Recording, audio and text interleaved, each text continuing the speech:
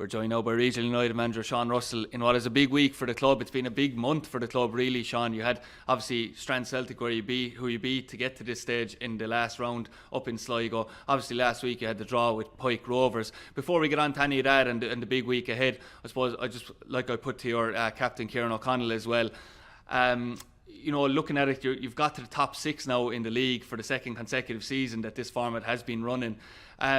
Do you think that it's the minimum expectation that you expected from that group this year, or do you think it's a very good achievement?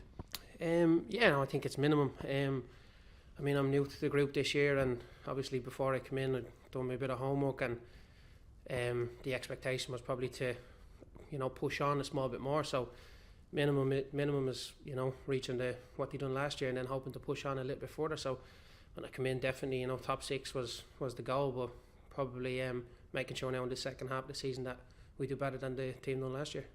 Yeah, that's I suppose a point of contention that I've been discussing with one of our contributors on our podcast, Aidan Ryan, who did say that Regional and Nina didn't maybe make a dent in the top 6. You got a draw last week against Pike Rovers in the start of that section with a late equaliser on a very foggy night here in Dooradoyle. But will that give your team confidence that you can make an impact in this top 6 now? Yeah, I think so. Yeah, Pike are a good side, and to come away with a result is an achievement. But ultimately, for ourselves at home, we want at least the draw. We want to be winning more games against the kind of top 3 teams, and if we're going to break into that group, we need to be taking points from those teams. So it's a goal of ours to make sure that when we're here, when we're at home, when we compete with these teams, that we want to break in. We've got to get draws. We've got to get wins. And that's our mindset going into it. We've probably fell short in games earlier on in the year where we probably played better, and we didn't get the win, or we didn't get the draw against the other teams within the top 6. So I felt like it was well deserved the other night that we showed great character and resilience to go to the last minute, and belief in the last 10 minutes. I think we put our foot in the gas and we went for it, and it was deserved. Yeah, and I know that comparisons will always be made between you and your father. Obviously, your father, Martin, managed in the League of Ireland for so many years, and obviously here with Limerick as well. And it looks from the outset that you have a very similar style in terms of you encourage your players to play out from the back, play the ball on the ground. Is that the type of mantra that you will always have no matter what?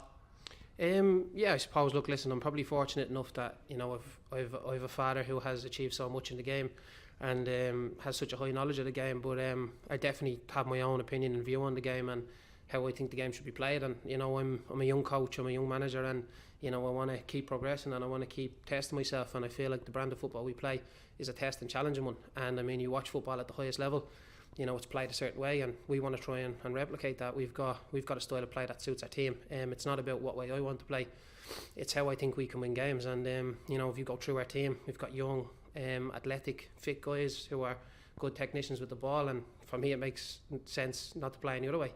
We've got good experience within that group, so we play an expansive, open style of football, but ultimately it's just about being proactive and wanting to take charge of games, and we want to move opponents, and we want to create spaces, and you have to be brave, and sometimes that attack starts from the back, and it's we trust our players completely in the roles they're in. So I think my beliefs in the game are probably similar to his, but definitely I think if I'm gonna coach a team, I'm gonna manage a team, I want to test the group. But we set up to win games, and it's for me it's our best chance of winning games by playing that way. That's the key, I suppose, is that it does suit your team. Does it make it easier, Sean, that I know you brought in a lot of younger players yourself with you this year, but there was maybe a core group that in regional who always maybe tried to play a certain way and tried to play an attractive. Did that help you in trying to implement it? Yeah, 100%. When I came into the club, at first when I spoke to the board, I was obviously aware that they like to play football, they like to get the ball down, they like to pass it around, they like to try and move the opposition, and I had a good base coming into it. There's been some fantastic work done before me. This isn't about me coming in and all of a sudden changing the philosophy of football. I've added my own twists to it. I've tried to bring in bodies that I think can help improve it. We've added young, ambitious guys who probably want to follow in the footsteps of Lee J. Lynch's, Paddy O'Connor's, Andy Quaid's, Sean McSweeney's, Jack Lynch, who've come through the club. Ed McCarthy used it as a platform to kick on to League of Ireland level, and I think it's important as well as for me as a manager that I give them the environment and the trust to go and develop the skills needed for that level, you know. And we tried to play an expansive brand that, you know, tests them technically, physically, mentally and tactically. And, you know, we feel like by testing all those elements, we're preparing them for the next stage. But also we've got fantastic senior lads who are capable of winning games at this level as well. So we've got a good blend, like you said, you know. It's you know, that's why we do what we do here.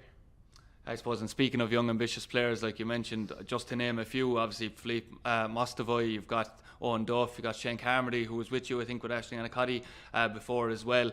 I suppose, how have they progressed throughout the first half of the season with the club? Yeah, I think they've been brilliant. You know, like one of the biggest strengths this club has is its dressing room. You know, they've got a core group of lads who've been there now for the last few years, and, you know, they've been fantastic to the club. And what was most important when I added players to the group was that they were good guys for the dressing room first and foremost. And again, they had ambition to kick on and develop and help the club move in that next step forward, like we talked about earlier on, in the top six and being more competitive. And, you know, they've come in and they've settled in so well. You know, it's I know for myself, I feel like I've been here longer than the period I have. I feel like I know the players themselves, you know. I think whether they look left or right in the dressing room, they've got a mate beside them, and those young guys have come in and took to it like duck to water, you know. And it's been really, really good. Yeah, you mentioned obviously you've got experienced players in the group. I suppose some people from the outset I've heard in the past have maybe put a claim that regional can be very cliquey as an organisation because you had the same type of players around all the time. Do you think the fact that, you know, it's changing now, and the fact that you've brought in a host of different players, do you think that maybe that claim has been blown out of the water somewhat, that there is a clique here? No, like I said, I mean, I think anyone probably who says that probably hasn't stepped inside the doors of the place, because for me, its biggest strength is the guys that have been here. You know, I think it's a unique club in the league we're in, because yes, we're competitive and we want to push that top six, but ultimately, you know, it's got such a committed group who's so passionate about the club here. I mean, like, when you go from board members to staff members around the club, they've been here for a few years now. The core group of players that have been here for a few years now, they've you know, they're so passionate about what they do here, and they try to do things right, you know, and they believe in doing things a certain way. And, you know, we haven't probably got the resources that the clubs have, but what we do try to make up for it is the environment we create, and I think that's created from the top down. You know, the board have been so supportive of me and the players, and when we win, everyone's in the dressing room, and when we lose, everyone's in the dressing room, and, you know, we stick by each other. So I mean, probably for people to say maybe there's a bit of a clique there that, you know, stood against them, for me it was the one thing that I said, I'm going to latch onto that when I come in, I'm going to make it the biggest asset we have. So that's what I've tried to do, you know, so I think it's positive. Yeah, we mentioned obviously it's a huge weekend. You have home advantage, 2 o'clock Sunday against Newmarket Celtic. They're quite formidable opposition, Sean. Maybe they haven't won a Munster Junior or an FAI in recent years, but they have been at the latter stages a lot of the time. They're dominant enough in Clare as well, obviously. So, you know, it goes without saying how tough a task it will be, I suppose. Yeah, of course. Look, listen, you get to the last 16, the FAI, it's going to be a tough task, regardless of where you play in the opposition. And I mean, even in the last round, we went to Strand Celtic with Sligo, and they're a fantastic opposition. They pushed us right to the limit, and, you know, we know what we're going to get, and it was a great test for this round. But I mean, Newmarket they'll be well up for it. You know, they've been here before, as have regional. You know, it'll be a fantastic game, and we just have to be at it 100% and focused on ourselves. You know, and I think if we do that, we've got every chance. But you know, it is what it is. It's a cup last 16 in the whole of Ireland, and, you know, everything's to play for. It isn't. It would be. It wouldn't be the first time, excuse me, that the club have reached at this stage of a competition, both Munster Junior and FAI. Obviously, they had a heartbreak maybe in 2018. I remember with the Sheriff scandal, as we called it at the time. But, you know, the home advantage can be a huge asset for you here as well, Sean, because, as I was mentioning to Kieran earlier on as well, like, when you have a big crowd here, the crowd are literally on the pitch, almost making tackles on the wingers and the full backs as such. So you can make a really good atmosphere here, and you know, a volatile atmosphere, I suppose, for away teams. Yeah, 100%. You're right. Quite Istanbul, like. Yeah, yeah. No, literally, absolutely. Like, you know, I think a lot of the home games this year we've generated good crowds, and it's been fantastic for the club. You know, the sideline's been great, and absolutely for a cup game, you know, I think it can help. I think momentum is huge, and when you've got that extra group behind you, it can really push you on. It grabs that extra 10-15% out of you, you know. And you know, it's great to have a cup tie and a home tie, you know. It's what you're kind of looking at when the draw comes up. Are we going to be at home? And we fancy ourselves at home to anyone, so it was, of course, a positive. But, you know, ultimately, you know, Newmarket, they've got some good players as well, and they won't be afraid to come out here, and, you know, it'll be a good